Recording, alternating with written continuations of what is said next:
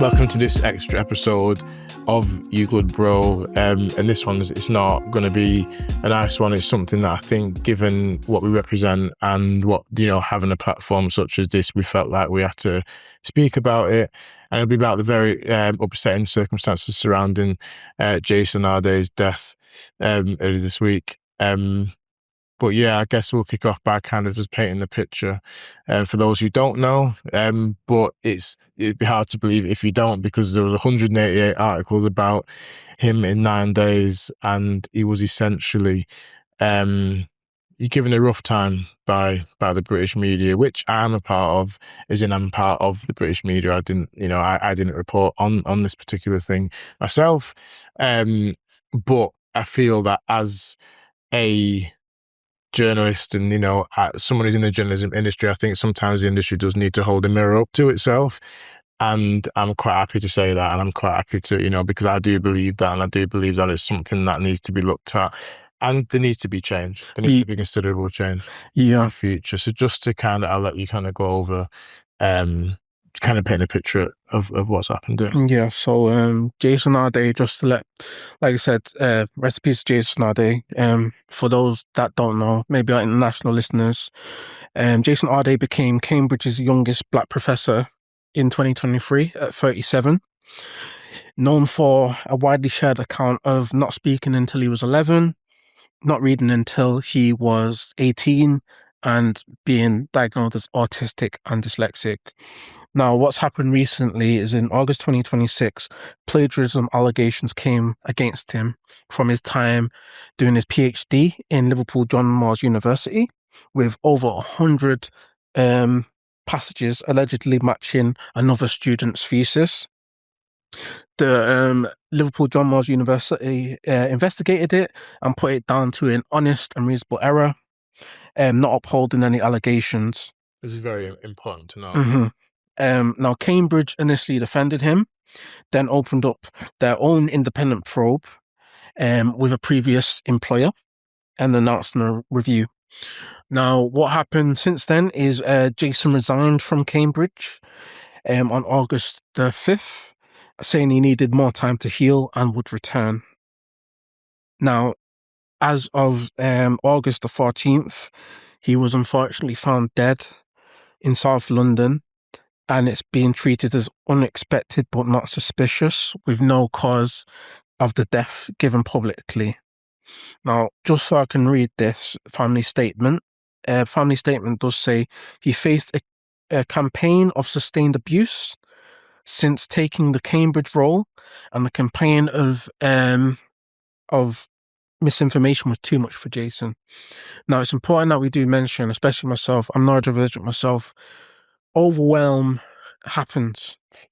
Whether you believe them, whether you don't believe them, overwhelm is a thing which a lot of people who are neurodivergent happens.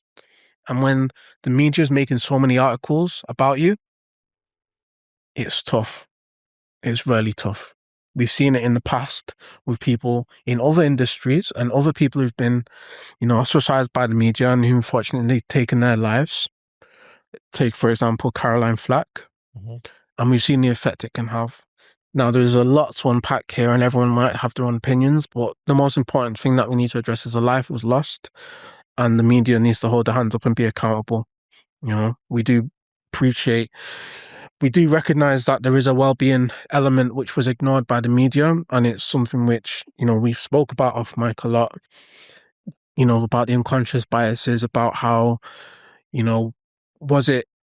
was it Jason Arday's fact that he was one of the only black professors in Cambridge or in the university sector that he was given his treatment? Or was there something more underlying there? And I think the media love to scream and shout about mental health, but the duty of care wasn't there on this occasion. I think it's like, mention again the sheer amount of articles that was written about this. You wouldn't get the same about a serial killer, do you know what I mean? Mm-hmm. And I think with this, again, it's important to note that it was allegations that were investigated and not upheld, like you say, by Liverpool John Moore. So from that point, why is it that then, once it's been sort of proven that or certainly via this investigation, once it's kind of proven, then why is there even any more talk after that? Yeah. Is he going to go through his whole life just constantly, okay, well, they've looked at that and that's fine. Okay, we're going to look at it again. We're going to look at it again. Like, is that what would have happened? Do you But know what I mean? it doesn't matter No, because what happens is there's a human element of it, yeah, right? yeah. And the human element of it is whether he did it, whether he didn't do it, there needs to be a duty of care to let the investigation happen. Yeah. You know, not kind of jump on that. And I know, like, obviously as journalists, we've got a duty to report facts. And if it's of the public interest, with it being such a big university, there is that duty there on that point, but it's how you do it. It's how often you do it. It's how obsessed you become with a story that really, I don't think there should have been that level of obsession around this one. So when you look at what's going on in the world, to be that obsessed about this one story is beyond me, and it's ended up in very tragic circumstances. And again, it's something that I feel that the industry and I'm quite happy to say this on it, needs to hold a mirror up and say, look, the practices have to change, the journalistic practices have to change, and the way things are reported has to change. And this obsession with stories like this has to end, basically, because look what it's done to someone and someone's family and someone's friends. So let's just unpack a few things. So one of the loudest voices claiming the plagiarism within Cambridge was a Nathan Confass, a self-described race realist academic who was fired back in 2024 for his racist writings. If that doesn't explain anything, you do the math. And it was worth explaining that, why now question, why did Nathan Confass feel so strongly to sort of, whether it's true or not, why did he feel so strongly to sort of go after, Jason? It's also as well, it's important to like highlight why go after such a high profile black academic. There's a lot to unpack. There's a lot of things that happened within recent years. There's a story in Manchester Metropolitan University about embezzlement with a different academic professor. Where's the media coverage for that? It's certainly not 188 articles in 9 days, I can tell you that. Yeah. And it's important to recognize that acknowledging plagiarism concerns are real and investigated, but let the investigation happen. We always talk about, innocent until proven guilty. Yes. If the investigation was there, let the investigation happen. It's the dogpiling from the media has caused this. I mean, they talk about this in so many different, so many different stories, and the fact that, I think it's the real issue in this industry, in this world, where it's like, if someone has allegedly done something, like, that opens up the debate again. Do we name them whilst it's only accusations? Because then if those accusations are proven to be false, then people have already tarred that person with whatever brush they want to tar them with. And, it is that fair, basically? And I think there needs to be talk about that kind of, how do we go forward? And because look, while it's an accusation, I think people essentially deserve privacy, or they deserve to let the investigation go ahead, let the trial go ahead, without any sort of, damning to their character, when quite clearly, didn't deserve that. Yeah. For example, I've got a few examples here. Acting MP Grant Shapps is an actual active MP, and he went under the name Michael Green. Back in 2015, he went out and said, "Oh, I didn't use that name, and it was for a pseudonym whilst he was trying to start a marketing business, and he went under that name to avoid him going under his real name, which is Grant Shapps." Now, he then went back on it when the recording came out and found out that he was using that other name of Michael Green, which is classed as blatant fraud. Now, with him, the cabinet kept him on, and he went on to hold 5 senior ministerial posts since that information's come out. Now, take that into consideration when you're considering Jason Arday's situation. Was Jason Arday given the duty of care or given the time of day that Grant Shapps was given? No. And that's what people need to, in the media, need to look at. They need to look at, okay, can this, what is the circumstances behind the evidence? Did he plagiarize the evidence? If so, what are the repercussions? Is there any sort of vindication in here where he can still be a professor and he can still make a change in the university sort of sector?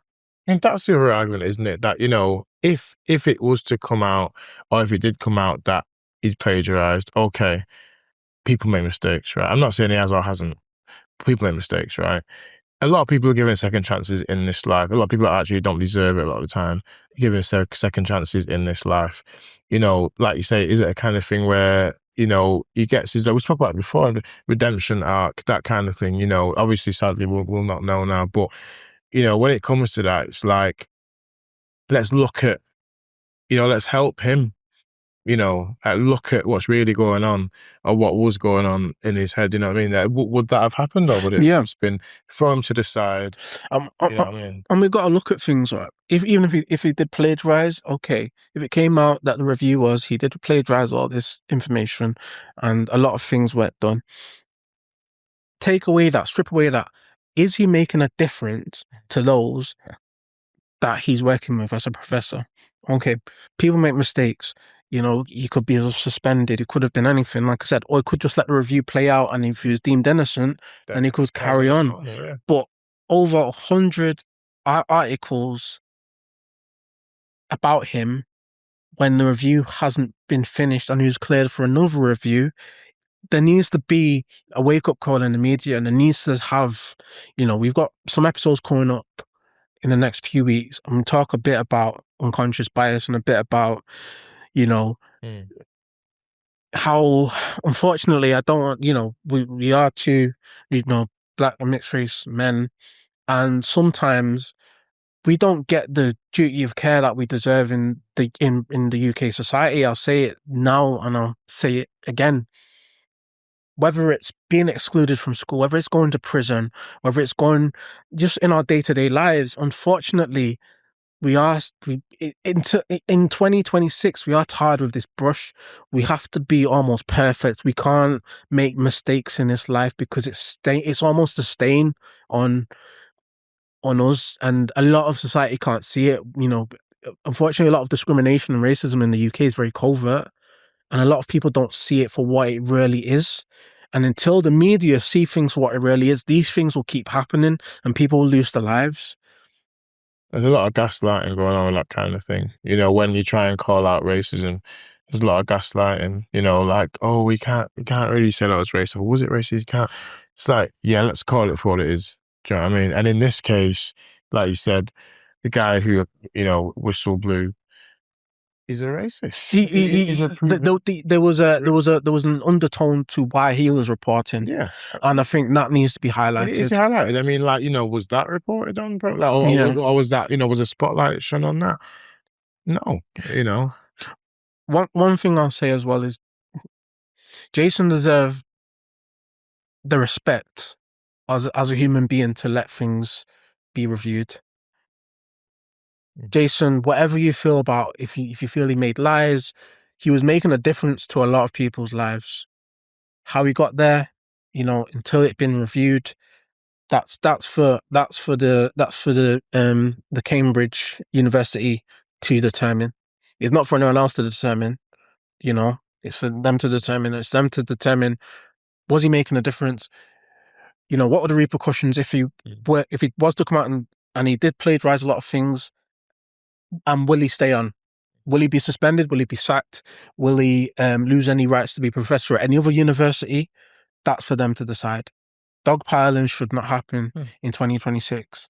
And we've seen it many, many times. The UK loves to scream and shout about mental health, but the mental health needs the equality too for everyone in society. Exactly. So we'll end on that note. But I think the only thing that's really left to say now is, we send our thoughts to his family, friends, and I guess the last thing we'll end on is rest in peace, Jason Arday.